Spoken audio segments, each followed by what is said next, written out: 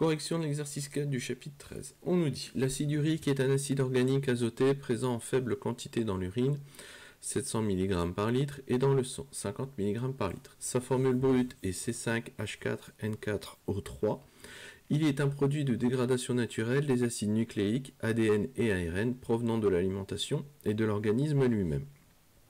Première chose, on nous demande d'écrire le couple acido-basique relatif à l'acide urique. Donc l'acide urique, ce sera la forme acide dans le couple, donc on va l'écrire en première position. Donc ça, on va avoir ceci. Et maintenant, si on veut écrire la forme basique, en fin de compte, de la forme acide, on va retirer un H+. Donc ici, j'ai 4 H, il va m'en rester que 3. L'acide urique n'étant pas une molécule qui a une charge électrique, ou plus exactement, elle a autant de charge plus que de charge négative. Donc ici, il n'y a rien qui apparaît. Si on enlève une charge plus, va apparaître ici, de ce fait, une charge moins.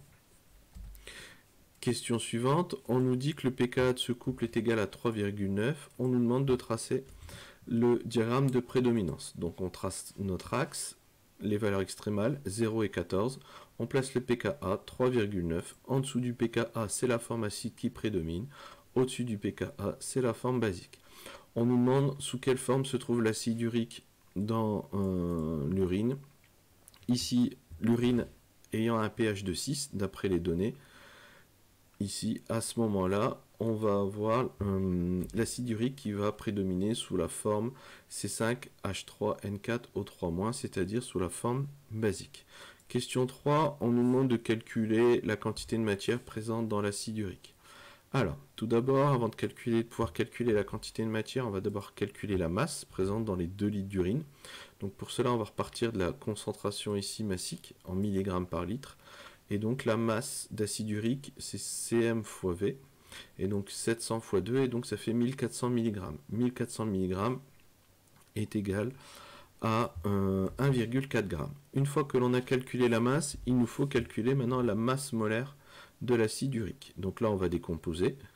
Et en s'aidant des masses molaires qui nous sont fournies dans l'énoncé, on va pouvoir calculer la masse molaire de l'acide urique.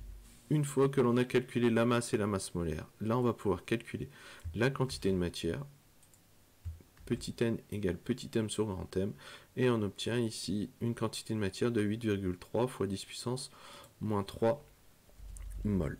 Dernière question, on nous demande d'en déduire la concentration molaire. Donc pour calculer une concentration molaire, C est égal à N sur V, et ensuite on remplace, et on obtient à la fin une concentration de 4,15 fois 10 puissance moins 3 mol par litre, et ça clôture la correction de cet exercice.